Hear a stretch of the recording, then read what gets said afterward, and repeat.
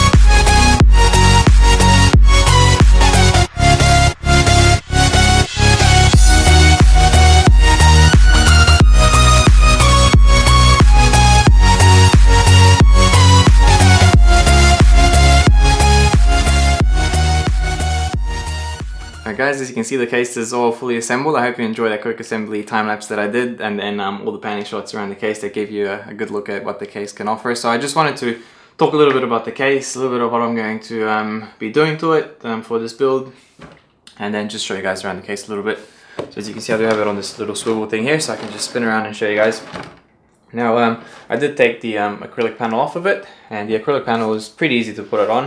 It does have these 4 thumb screws. Now it does have the threaded part on the thumb screw itself, so with that you would have to sort of hold the acrylic panel from one end and then do it all individually, but it's fairly easy to put on. And then other than that, it does have a 360 radiator support here, and it does also support a 420mm radiator. In terms of thickness, you could probably go pretty thick, up to like the Monster Alpha Cool radiators, which are 80mm thick, or you could go like normal 60mm, push, pull, all that, so you have plenty of room to do that.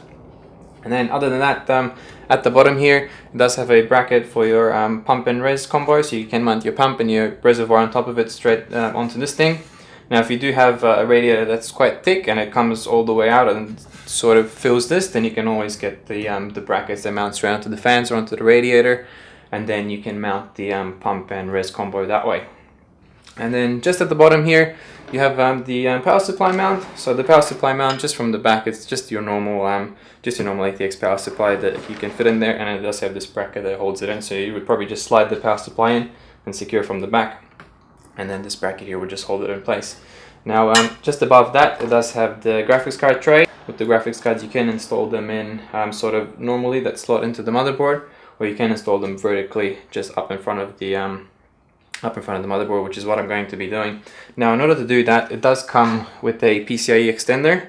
So you would have this end plug into the motherboard, and then this other end, that it does have these 2 holes there that mount onto this bracket here. And then that's the way that your graphics card would sit in, and then it would just normally secure onto the PCIe brackets at the back, just as you would normally do in a case. Okay, and then with that, it does have 2 of these brackets that you secure the PCIe Extender to. So you can actually mount 2 graphics cards in there, but it only comes with 1 PCIe Extender, so you'd probably have to buy another one if you want to install 2 graphics cards in there. If you don't want to go this way, then you don't even need this tray at all, so you can take this fully out, and then the PCIe brackets would mount as normal to the back of the case, and then the graphics cards would be able to slot in as normal straight into the motherboard. And for that, if you only want to use a single graphics card, then it does come with this just 2-piece PCIe bracket that you can put on, and then if you only have one graphics card in there, then you can just use this and it will keep it much cleaner. Alright, in terms of motherboard support, it does support up to ATX motherboards, so ITX, MATX, and then normal ATX. You could probably put a eATX motherboard in there as well, but then that would extend past the cable grommet, so you might have some trouble with that. It might actually even come pretty close to the radiator, so there might be some clearance issues with that. So I would say stick to ATX only if you're looking at buying this case. Other than that, if you are going with like a micro ATX or a mini ITX motherboard, you can also install the, it does come with another one of these brackets that holds the power supply, so you can actually put the power supply sort of with the fan sticking out. So you'd have the power supply on its side, different how it would sit in a normal case. So as I have it now, it's because I'm going to be going with an ATX motherboard. If I put this bracket on here instead of this one to have the power supply on its side, then it would come higher than where an ATX motherboard would sit, and I wouldn't be able to fit it that way. So if you're going MATX or ITX, then you could fit the power supply that way, and you could have the fan out if you do want to see that. If you have one of Thermaltake's RGB power supplies, then that would be pretty cool. So yeah, you can install it the other way around if you want to. So that's pretty much it for this side of the case. Just go around the back. Now just behind where the radiator usually sits, you have 3 mounting points for 2.5-inch drives or your SSDs, and then just above here you have 2 3.5-inch drive mounting points. And that's pretty much it. If you're wondering what this big thing is here, it does have a VESA mount on the back, so you can mount this to your wall if you want to, or you can also mount it on like a monitor arm or a monitor stand or something like that. So it's very solid. You could mount a whole computer on there, depending what stand you have, and obviously with the walls it should be pretty good, but if you're getting like a monitor arm or monitor stand, you have to make sure that it would be able to hold the entire weight of the build once you have every component and all that installed. That's pretty much it. In terms of cable management, you've got quite a whole lot of room, so the whole thickness of the case would be your cable management area. So with that you have, I would say, about 4 centimeters or something like that, which is plenty for cable management. You'd be coming in through this grommet here, and then you'd be going up to your motherboard, your graphics cards and all that, and then all the other cables you can sort of tuck in behind this thing right at the bottom here, so there should be plenty of room for that. In terms of front panel connectors. So you have your power button, 2 USB 3.0 ports, 2 USB 3.0 ports, headphone, microphone jack, and then your reset switch. So yeah, that's pretty much it. Now what I'm going to be doing next to this case, I'm actually going to be taking some measurements of the actual frame of the case itself. I'm actually going to be covering the whole thing with acrylic and then only cutting out the parts that I'm going to be using, such as the radiator, obviously the motherboard and all that. And for this, so I'm going to be covering all that with acrylic just to clean it up a little bit. Should look quite nice, and then I can just use the cable grommets that I'm after and not have all the other empty holes. I usually like to do that just to clean it up a little bit. And then I'm not sure if I'm going to be doing much modding other than that. I'm mainly going to be building around the case, so I might not be cutting into the case as much. So I do want to keep it sort of intact. I might actually cut this. I do think that the tray is a bit big from what I'm after. I'm only going to be using one graphics card in this build. So the tray does stick out a little bit. Just to clean it up, maybe I might just cut the tray just in order to fit only one graphics card and keep it a bit cleaner. And then you can see more of the power supply as well, because I am using one of Thermaltake's RGB power supplies, so that should look pretty cool. So yeah, that's pretty much it. Not actually quite sure of a name for this build yet. Sort of have an idea of the theme that I'm going for and all the colors as well. So I guess you guys will have to stay tuned to the next videos to find out more about that. Okay guys, I hope you enjoyed this quick unboxing and overview look at the Thermaltake Core P3 case. And if you guys want to see more about the progress on this build, what I'm going to be doing for the Mwave ModWars competition, then stay tuned on my channel. I will have some more videos out with the progress on this build. And also I have links in the description below to all the build docs that I'm going to be hosting on various different forums, as well as my social media page where you guys can follow me for daily updates and stuff like that.